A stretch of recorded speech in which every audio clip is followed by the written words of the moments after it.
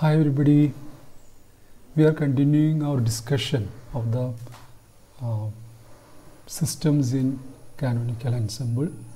The first system that we discussed was the classical ideal gas, and there we know the method that we followed was we calculated the partition function, and then from the partition function we obtained the Helmholtz free energy.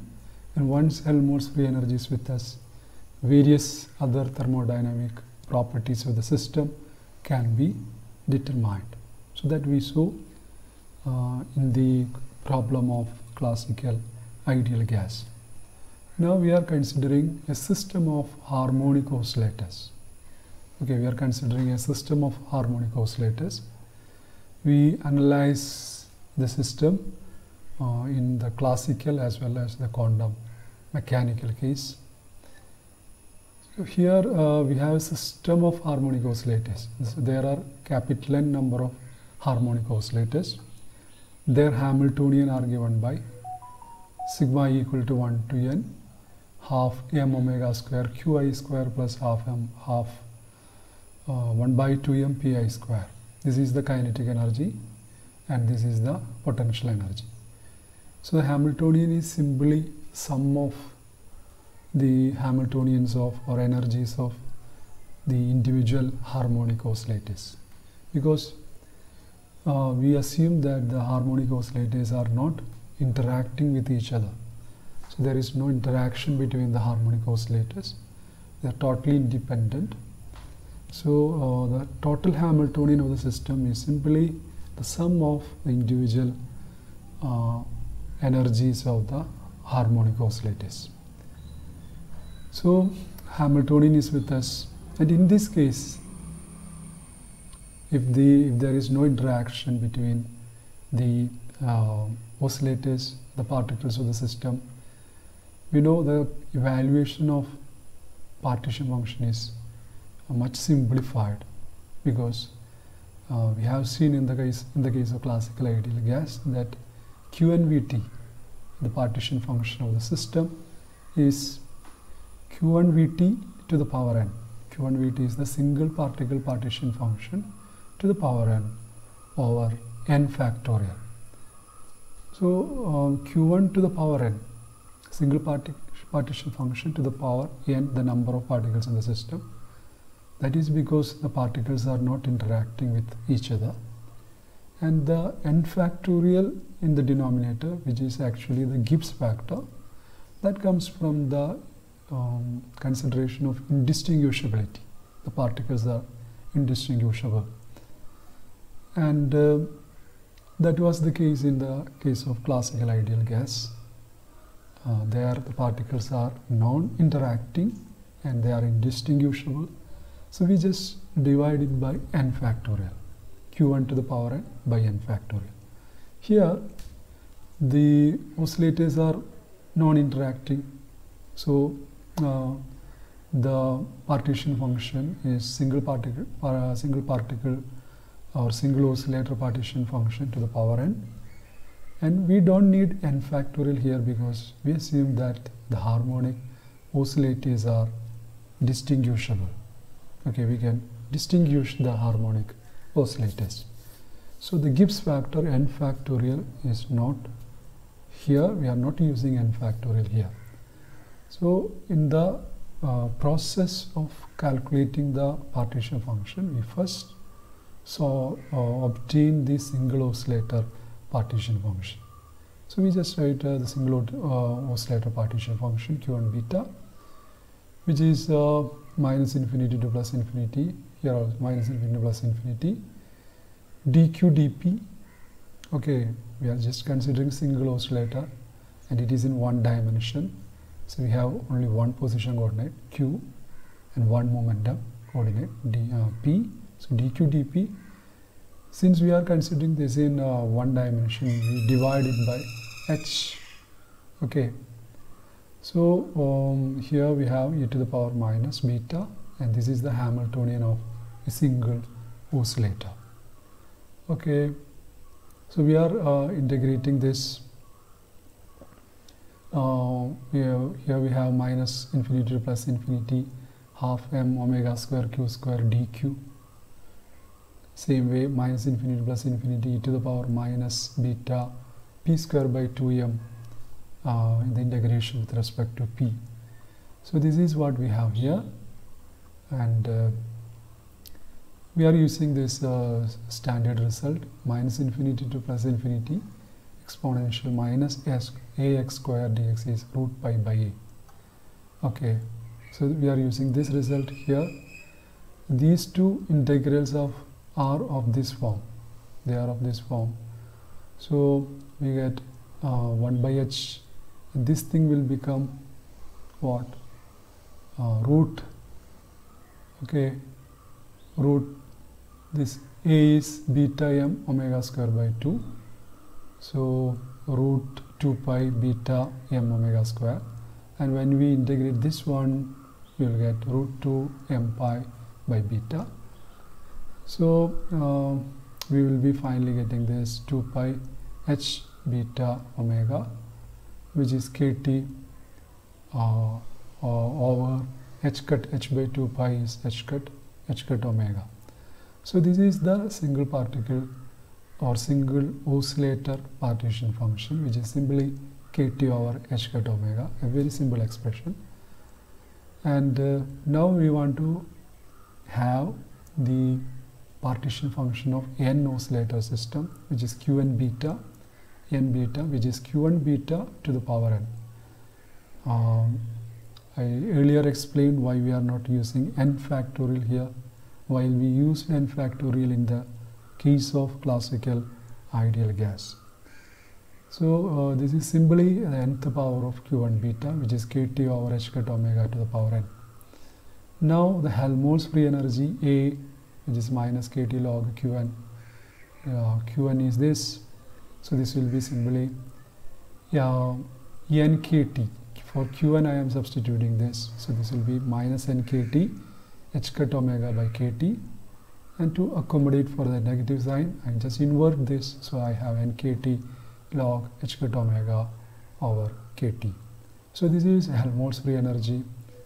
So we have determined the partition function. From the partition function, Helmholtz free energy. Now it's quite easy for us to determine the average energy, the entropy, chemical potential, pressure. All these formulas are with us. Okay, first let us determine the chemical potential, which is dou A by dou M when V and T are constants. Okay, V and T are constants, so that will be simply minus kt log h cut omega over kt. Then the pressure is minus dou A by dou V. We don't see volume here. Okay, volume is not here in the expression for the Helmholtz free energy, so pressure is simply 0. Okay, as we differentiate this thing with volume, we will get 0, so this is 0. And what about the entropy? For determining the entropy, the formula is minus dou A by dou T when n and V are constants. So as we differentiate this with respect to temperature, we have to see that temperature appears here, here also. So we have to apply the product rule. Okay, so we apply the product rule and differentiate this, and we get the expression S equal to nk log kt over h cut omega plus 1. Then the energy can be determined by A plus Ts. I can use A plus Ts. U is equal to A plus Ts. A is this, Ts, this is T. Okay, so that will be simply A plus Ts, that will be equal to nkt. Or I can use this, U equal to minus dou by dou beta of log of the partition function, that I can use. The partition function is this. So this is actually beta, 1 by beta h cut omega to the power n, 1 by beta h cut omega to the power n, because 1 by kt is beta. So as we differentiate this partially with respect to beta, I will be getting nkt. Then once u is with us, we can determine the CV. CV is dou U by dou T at constant volume, that will be, that is NK. CP is dou H dou T, where H is the enthalpy, which is U plus PV. U plus PV is the enthalpy, U is NKT, pressure is 0, so enthalpy is NKT, so CP is equal to CP is equal to CV, that is equal to NK. Okay, so we have determined all the thermodynamic quantities relevant to the harmonic oscillator problem, classical statistics. The partition function that we are using is the classical one. So now we are considering the oscillator problem in the quantum mechanical situation. Energy eigenvalues, the energy values that the oscillator can take is given by epsilon n equal to n plus half h cut omega, where n is the quantum number. Okay, where n equal to 0, 1, 2, 3, etc. So the oscillator can be only in some discrete states where the quantum numbers are n is 0, 1, 2, 3, etc. Corresponding to that, we will have the corresponding energies. The single particle partition function, that is Q1 beta. We start with the single particle partition function because we know the partition function of the system is the power of nth power of the single particle partition function. So single particle partition function we evaluate. The equation is sigma n equal to 0 to infinity e to the power minus beta n plus half h cut omega. This is quantum mechanical situation. So that's why we are using this formula for partition function. Okay, in the classical case we will be evaluating partition function through integrals. Here this is summation. So sigma n equal to 0 to infinity, this in this e to the power minus beta h cut omega by 2, that will come outside. The summation is applicable to only this. And we know 1 minus x to the power minus 1, which is 1 by 1 minus x. That is sigma n equal to 0 to infinity x raised to n, because 1 minus x to the power minus 1 is 1 plus x square plus x cube, like that. So 1 by 1 minus x to the power 1 by 1 minus x will be that will be equal to this. So this is using this is actually in that form, in this form. This is e to the power minus beta h cut omega to the power n. This is e to the power minus beta h cut omega to the power n. So this is e to the power minus beta h cut omega by 2 by 1 over 1 minus e to the power minus beta h cut omega. Okay, so as we multiply this, actually what we are trying to do is we write it in the form of a hyperbolic function. So for that we simply take this down to the denominator, so it will be e to the power beta h cut omega by 2, and as we multiply with this we will have e to the power beta h cut omega by 2 here, and as it combines with this we will have e to the power minus beta h cut omega by 2. Okay, then we are introducing a 2 both in the numerator and denominator, so that I can write this as 1 by sine h, sine hyperbolic function h beta h cut omega by 2. Okay, because this is 1 by sine h beta h cut omega by 2. So we have the expression, this is equal to 2 sine h beta, this 2 sine h beta h cut omega by 2 minus 1. So this is the partition function. So the partition function can be written either in this form, single particle partition function, or in this form. Okay, we will be using both. The n oscillator partition function, okay, the system, that is q1 beta is q1 beta to the power n. So that will be 2 sine h beta h cut omega by 2 to the power minus n. Okay, or I can write from this what e to the power minus n by 2 beta h cut omega 1 minus eta Okay, here it will be n because we have to take the power n. So 1 minus e to the power minus beta h cut omega to the power minus n. So this is the n oscillator partition function, the partition function of the system. Now the Helmholtz free energy. Okay, the next step after evaluating the partition function is determination of the Helmholtz free energy through this equation, A equal to minus kT log Qn. So minus kT log, I simply substitute this Qn here. Okay, so that will be n kT log 2 sin h beta h cut omega by 2. Or from this, our n oscillator partition function can also be written in this form. So from this, if I take the log Qn and all, I will be getting n h cut omega by 2 plus kT. Okay, log 1 minus e to the power minus beta h cut omega. So we have the expressions for two expressions for the Helmholtz free energy, and now we are in a position to determine other thermodynamic quantities. So chemical potential dou A by dou N, that's simply this. Okay, and we get A equal to mu n. So we partially differentiate this with respect to n, and I get this expression for chemical potential, and A is equal to mu n. And the pressure is given by dou A by dou V, the partial derivative of A with respect to volume. We know here there is no volume here, so pressure is equal to 0. Entropy is minus dou A by dou T. Okay, minus dou A by dou T. So once again, here we know T is present at two positions. So we have to apply product rule here. As we did in the previous case, we have to apply the product rule. Temperature is present here. Beta we know 1 by kT, so temperature is also there.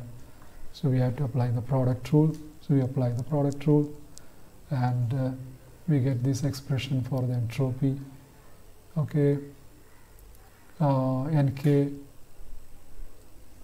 beta h cut omega over e to the power beta h cut omega minus 1. Okay, because we are applying the product rule here, so we will have two terms, and here it will be minus log 1 minus e to the power minus beta h cut omega. This will go, this will be 0, so this will not be present here. So these two are obtained from this. Okay, so this is the expression for entropy. Once entropy is with us, we can very easily determine u is A plus Ts. Okay, u is A plus Ts. So A is here. Okay, or I can use A, yes, this one. I am using A, this A, and I multiply this S with T, so I have A plus Ts, and I will get this expression here, u equal to n, the total number of particles in the system multiplied with h cut omega by 2 plus h cut omega over e to the power beta h cut omega minus 1. Okay, in the high temperature limit, we know what happens is e to the power beta h cut omega will become 1 plus h cut omega by kT, because when temperature is very high, this beta which is 1 by kT, so temperature is very large, this term will be very small. So I can approximate this e to the power beta h cut omega by 1 plus h cut omega by 2. Sorry, 1 plus h cut omega by kT. So as I give that value here, minus 1 will go, that will be cancelled. I will be left with h cut omega by kT. That h cut omega will get cancelled, so I will have kT here. Okay, so I will have nh cut omega by 2 plus nkt. nh cut omega by 2 plus nkt in the high temperature limits the energy of the system. Then Cv simply dou u by dou T. So I have to differentiate this with respect to temperature. Temperature is present here, this is constant with respect to temperature, so this will go. So I will have h cut omega, and I have to differentiate this thing, so I will have this. Okay, then Cp is Cv itself, because we know Cp is dou by dou T of enthalpy. Dou by dou T of enthalpy. So the pressure here is actually that is equal to 0. So U plus PV enthalpy, that is U itself because pressure is 0. So Cp, which is dou by dou T of enthalpy U plus PV, this will be simply Cv. So we have determined all the thermodynamic properties of the harmonic oscillator in the quantum mechanical situation.